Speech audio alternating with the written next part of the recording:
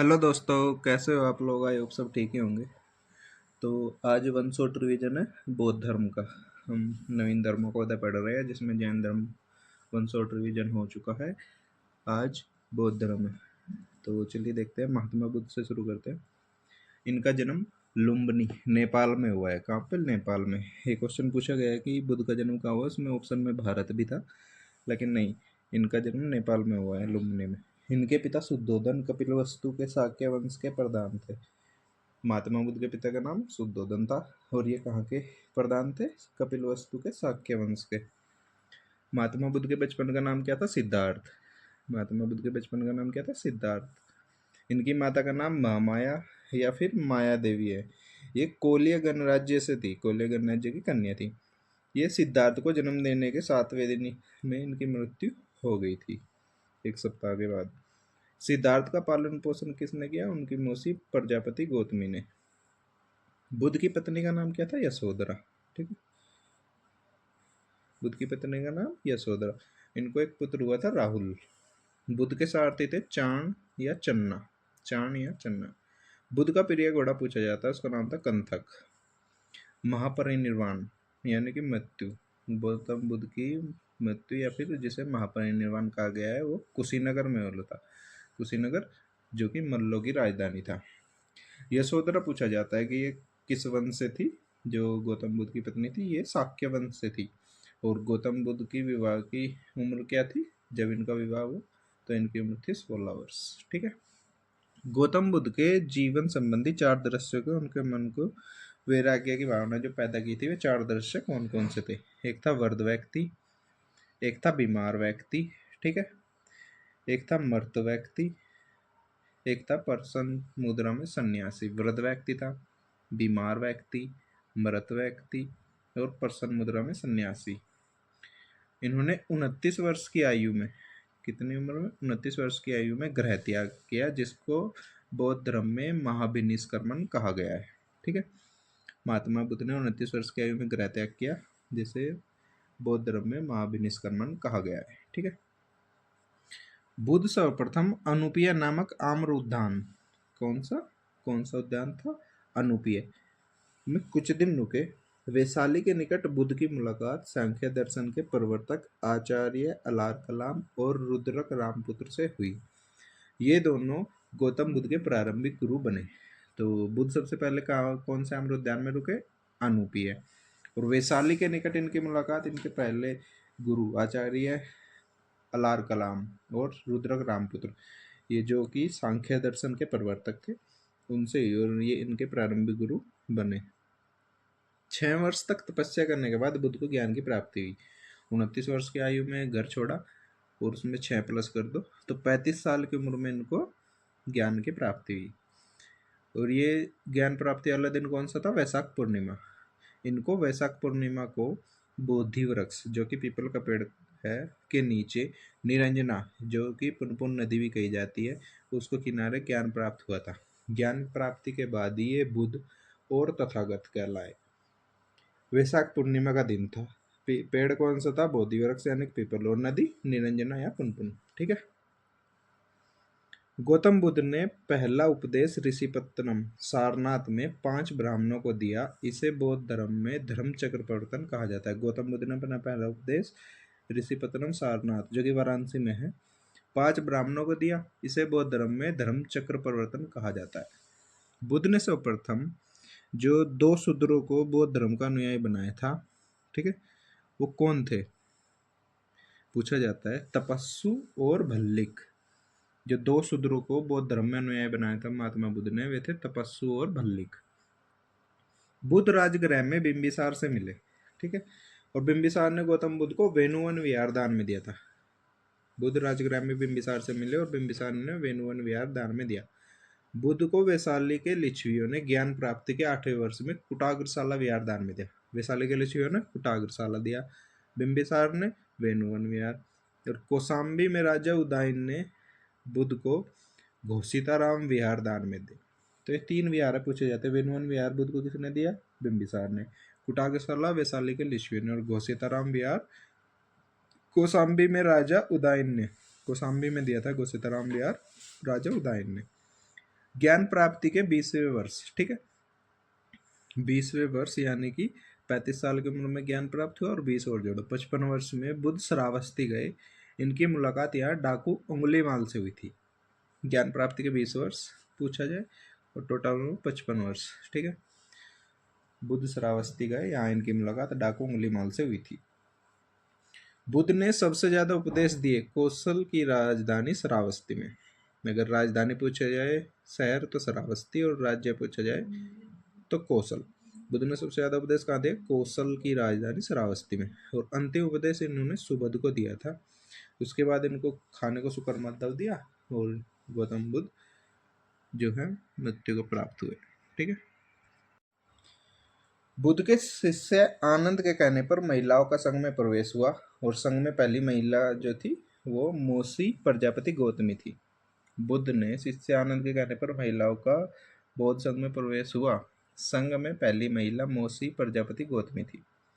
अब देखा जाता है महापरिनिर्वाण घटना, ठीक है। महापरिनिर्वाण घटना यानी कि मृत्यु। हिरण्यवती नदी के किनारे अपने शिष्य चुंद के यहाँ सुबध को उपदेश देने के बाद सुकर्माता भोज्य पदार्थ खाने के बाद अतिसार रोग हो गया। कौन सा रोग? अतिसार रोग से पीड़ित हो गए तथा 80 वर्ष की आयु में गौतम बुद्ध की मृत्यु हो गई। इसे ही महापरिनिर्वाण कहा गया है, ठीक है। महापरिनिर्वाण घटना देखी जाए तो हिरण्यवती नदी के किनारे अपने शिष्य चुंद के यहाँ सुबध को उपदेश देने के बाद सुकर्माता भोज्य पदार्थ खाने के बाद अतिसार रोग से पीड़ित हो गए और 80 वर्ष की आयु में गौतम बुद्ध की मृत्यु हो गई। इसे ही महापरिनिर्वाण कहा गया है, ठीक है। महापरिनिर्वाण के बाद गौतम बुद्ध की अस्थियां या फिर अवशेष 8 जगह ले जाए गए थे। कौन थे? मगध, वैशाली, कपिलवस्तु, पावा, कुशीनगर। और ये 3 नए से हैं रामग्राम, वैथादीप, अलकप। रामग्राम, वैथादीप, अलकप, ठीक है। 8 जगह अस्थियां या अवशेष ले जाए गए थे। बौद्ध धर्म की शिक्षाएं देखते हैं अब। बौद्ध धर्म में जो उपदेश दिए गए वो पाली भाषा में दिए गए थे। बौद्ध धर्म में उपदेश किस भाषा में दिए गए? पाली भाषा में। बुद्ध जी ने किन चीजों को स्वीकार नहीं किया? ईश्वर को, वेद को और जन्म आधारित वर्ण व्यवस्था। 4 वर्ण होते हैं, क्षत्रिय, वैश्य, शूद्र और चौथा कौन होता है? आप कमेंट में बताना। ईश्वर, वेद और जन्म आधारित वर्ण व्यवस्था को बुद्ध जी ने स्वीकार नहीं किया है। लेकिन देखो बाद में बुद्ध जी की ही मूर्ति पूजा भी हुई ईश्वर का रूप मानकर, ठीक है। और खुद बुद्ध जी ने इनको नहीं माना, ईश्वर को भी, वेद को भी और जन्म आधारित वर्ण व्यवस्था को भी। अब देखते हैं एक सिद्धांत है प्रतीत्य समुत्पाद, ठीक। एक वस्तु के विनाश के बाद दूसरी वस्तु की उत्पत्ति होती है। प्रत्येक घटना के पीछे क्रम कारण का सिद्धांत होता है, ठीक है। कार्य कार्य कारण, कार्य कारण का यही सिद्धांत प्रतीत्य समुत्पाद कहलाता है। यानी कि जब एक वस्तु का विनाश होगा तभी दूसरी वस्तु की उत्पत्ति होगी, ठीक है। प्रत्येक घटना के पीछे कोई ना कोई कारण होता है, ठीक है। इसे ही कार्य कारण का संबंध होता है। कार्य कारण का यही सिद्धांत प्रतीत्य समुत्पाद कहलाता है, ठीक है। समझ आया प्रतीत्य समुत्पाद का सिद्धांत। अब हम देखते हैं निर्वाण, जन्म मरण के बंधन से मुक्ति, ठीक है। इच्छा या तृष्णा को खत्म करना पड़ेगा तब जाके निर्वाण प्राप्त होगा। जन्म मरण के बंधन से मुक्ति निर्वाण कहा गया है। इसके साथ ही इच्छा और तृष्णा को भी खत्म करना पड़ता है। बौद्ध धर्म में निर्वाण का क्या अर्थ है? दीपक का बुझ जाना, ठीक है। बौद्ध धर्म में निर्वाण का अर्थ पूछे तो दीपक का बुझ जाना। और बाकी निर्वाण क्या है? जन्म मरण के बंधन से मुक्ति और इच्छा या तृष्णा को खत्म कर देना।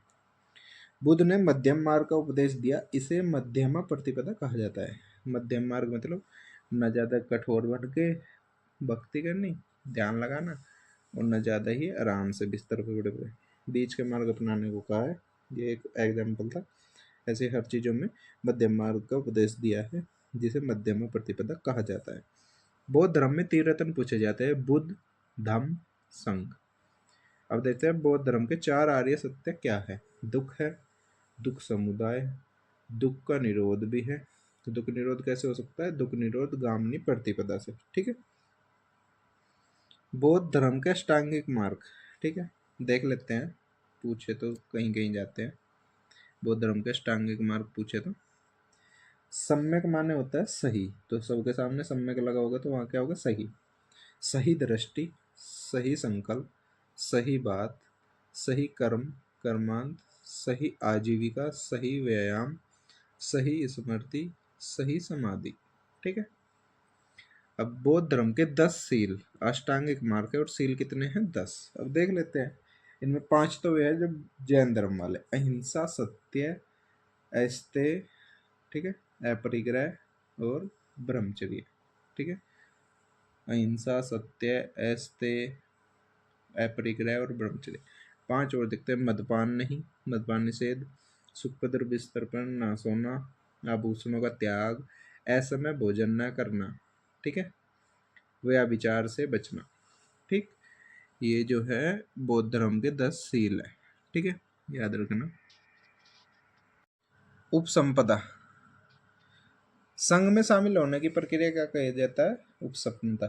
उपसंपदा जो है संघ में शामिल होने की प्रक्रिया है। संघ में शामिल व्यक्ति को प्रारंभ में भिक्षु नहीं कहा जाता, इसको शर्मण कहा जाता है। 10 साल के बाद इसको भिक्षु का दर्जा मिलता है, प्रमोशन होता है, तो 10 साल बाद इनको भिक्षु कहा जाता है, याद रखना। पौरन, पौरन क्या है? वर्षा ऋतु के दौरान मठ में भिक्षुओं द्वारा गलती से किए गए अपराध पर प्रायश्चित करने की प्रक्रिया। वर्षा ऋतु में जो बौद्ध भिक्षु होते हैं ये विश्राम करते हैं, उस टाइम ये यात्रा नहीं करते, तो उस टाइम एक पौरन वर्षा ऋतु के दौरान मठ में त्योहार टाइप का मनाते हैं। इसमें भिक्षु जो होते हैं अपनी गलती से किए गए अपराध पर प्रायश्चित करते हैं। वैशाख पूर्णिमा या बुद्ध पूर्णिमा, इसका बड़ा महत्व है बौद्ध धर्म में। बौद्ध धर्म की सबसे पवित्र तिथि है वैशाख पूर्णिमा या बुद्ध पूर्णिमा, क्योंकि इसी तिथि को बुद्ध का जन्म, इनको ज्ञान प्राप्त और बुद्ध का महापरिनिर्वाण मतलब की मृत्यु हुई थी। तो हम देखते हैं 4 बौद्ध संगीतियाँ। पहली बौद्ध संगीति हुई थी राजगृह में, सप्तकर्णी गुफा में। समय था 483 ईसा पूर्व। शासक था अजातशत्रु और अध्यक्ष थे महाकश्यप। ठीक है। द्वितीय बौद्ध संगीति वैशाली में हुई 383 ईसा पूर्व में। शासक था कालाशोक और अध्यक्ष था साबकमीर। तृतीय समिति जो हुई थी पाटलिपुत्र में हुई थी 250 ईसा पूर्व। राजा था अशोक और अध्यक्ष था मोगलीपुत्तिस। चतुर्थ कुंडलवन कश्मीर में, प्रथम शताब्दी ईस्वी में। राजा था कनिष्क। ठीक है। अध्यक्ष वसुमित्र, और ये पहली ही बौद्ध संगीति है जिसमें एक उपाध्यक्ष भी थे, अश्वघोष। ठीक है। वसुमित्र अध्यक्ष और उपाध्यक्ष थे अश्वघोष। चतुर्थ बौद्ध संगीति में बौद्ध धर्म का विभाजन हुआ महायान और हीनयान में। तो अब हम एक छोटा सा अंतर देखते हैं महायान और हीनयान में क्या है। महायान ने बुद्ध को देवता माना तो बुद्ध की मूर्ति पूजा की। गुणों के स्थानांतरण पर बल दिया, यानी कि जो गुण हम में है उसको स्थानांतरित करते रहना चाहिए, अपने पास ही सीमित नहीं रखना चाहिए। इनका आदर्श जो है बोधिसत्व को प्राप्त करना है। और उन्होंने 2 संप्रदाय माने हैं, शून्यवाद जिसे माध्यमिका कहा जाता है और विज्ञानवाद जिसे योगाचार भी कहते हैं। महायान का देखते हैं। बुद्ध को देवता माना तो मूर्ति पूजा की। गुणों के स्थानांतरण पर बल दिया। इनका आदर्श है बोधिसत्व। और संप्रदाय इन्होंने 2 माने हैं, शून्यवाद जिसे माध्यमिका कहा जाता है और विज्ञानवाद जिसे योगाचार कहा जाता है। अब हम देखते हैं हीनयान। इन्होंने बुद्ध को महापुरुष माना है। बुद्ध की पूजा तो की पर मूर्ति पूजा नहीं, प्रतीकों के माध्यम से। इन्होंने गुणों के स्थानांतरण पर बल नहीं दिया, समय के परिवर्तनों पर बल दिया है कि इंसान को समय ही प्रयास करना चाहिए। इनका आदर्श है अहर्त पद प्राप्त करना। इन्होंने भी 2 संप्रदाय माने हैं, वैभाषिक और सोत्रांतिक। ठीक है, वैभाषिक और सोत्रांतिक 2 संप्रदाय इन्होंने भी माने हैं। ठीक है। अब देखते हैं कि भावी बुद्ध कौन होंगे। उनके बारे में बताया गया कि भावी बुद्ध होंगे मैत्रेय। ठीक है, क्या कौन होंगे? मैत्रेय। कन्हेरी गुफा जो कि महाराष्ट्र में है, 11 सिरों वाले बोधिसत्व का चित्रण है। कन्हेरी की गुफा में 11 सिरों वाला बोधिसत्व का चित्रण है। वज्रयान संप्रदाय का संबंध बौद्ध धर्म से है, जबकि स्थानकवासी संप्रदाय का संबंध जैन धर्म से। डायरेक्ट क्वेश्चन पूछा जाता है। वज्रयान संप्रदाय का संबंध बौद्ध धर्म से और स्थानकवासी संप्रदाय का संबंध जैन धर्म से है।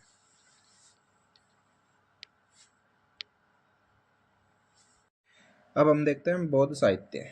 बौद्ध साहित्य में त्रिपिटक का नाम जरूर सुना होगा, तो त्रिपिटक देखते हैं। सुक्त पिटक, विनय पिटक, अभिधम्म पिटक।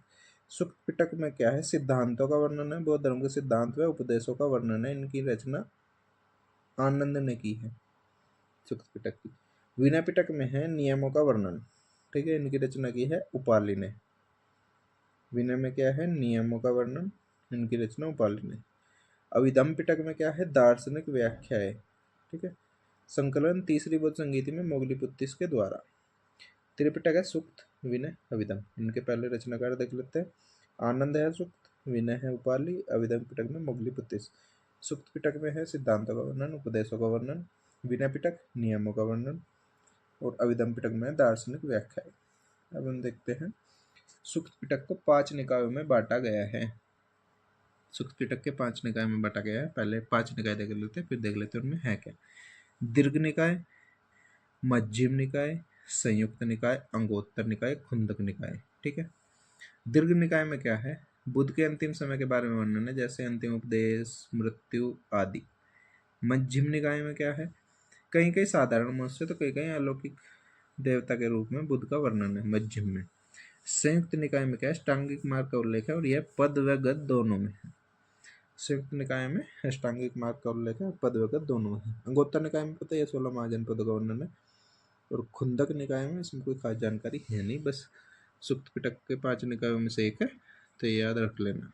बुद्ध के जीवन से संबंधित प्रतीक देखते हैं, इनकी घटना और इनको किस प्रतीक से दिखाया गया है। जन्म कमल एवं सांड, ग्रह त्याग घोड़ा, ज्ञान बोधि वृक्ष यानी कि पीपल का पेड़, निर्वाण पदचिन्ह, मृत्यु या महापरिनिर्वाण को स्तूप से दर्शाया गया है।